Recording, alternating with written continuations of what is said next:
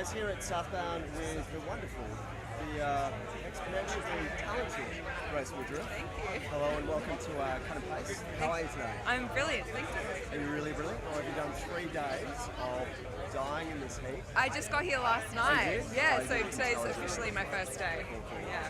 Now, you played earlier today, and I mean, looking at some of the people wandering around the vacant stairs, just going, what's going on? I reckon the perfect remedy for that, the perfect antidote, would actually be watching someone like you. What was the crowd response to it? It was actually quite good. I mean, we were first on today, sort of opening up. And I sort of play with my eyes closed, but every now and then I'll look up, and every time I did, more and more people were watching us. So, started with a few and then up and there was more. So, and it was really good. So, and that's a normal thing you do? That you always play with your eyes Oh closed, yeah, or- always, yeah. So why is that? I just feel like I sing better with my eyes closed and sort of forget what's going on and sort of focus more in here.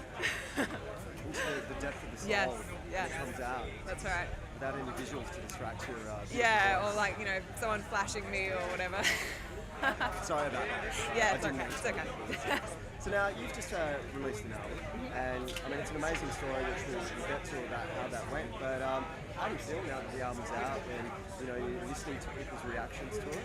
It's kind of almost, I don't want to say anticlimax, but I don't really know what's happening now it's out. Like, people have, been talking about it and stuff, but it's sort of more, you go and play the shows and then people say I bought the album as, they like it and stuff, so.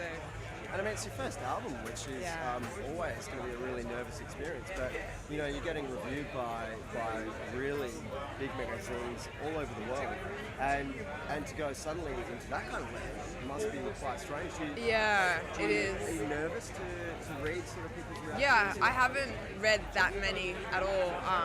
But from what I have read, the response has been good. But it's funny, I was thinking about it.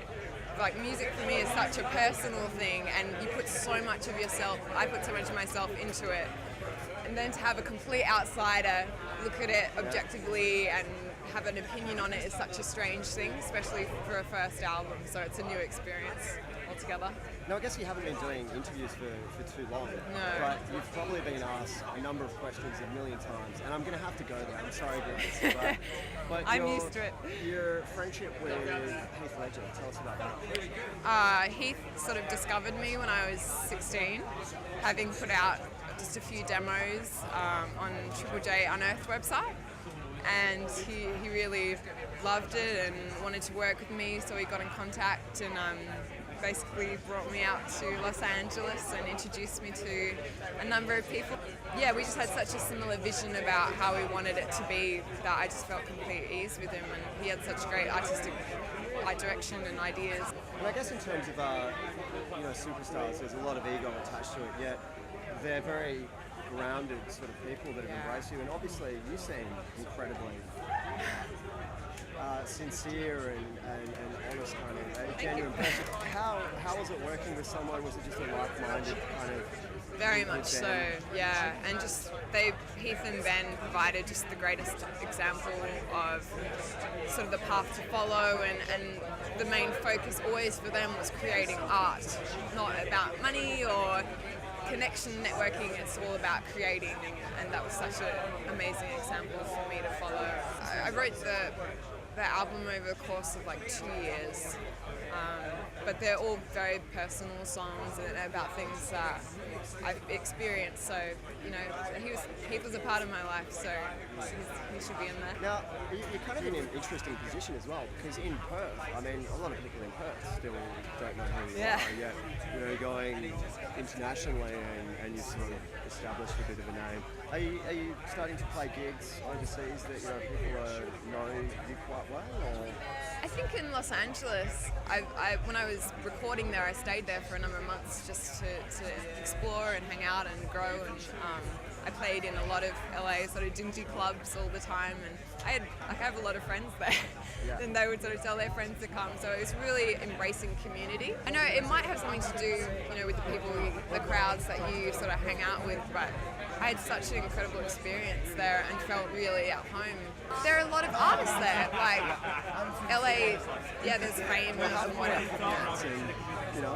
Yeah, but it's like any small town. There's always people in like the depths creating and doing something really unique. And some of the best gigs I've ever seen were in dingy warehouses in downtown LA, and just like incredible bands that only 5 people know about and stuff. Like it's just bubbling there. I just loved that whole scene so much.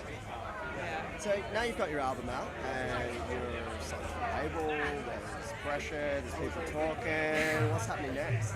I think this year is a lot of touring, which I'm really excited about. I just finished a tour in December, sort of around Australia. Yeah, opening for Jono, Belay. And that was really fun. I really like being on the road. And I think that's the best way to spread the word about the album and the music in general, is to play as much as possible.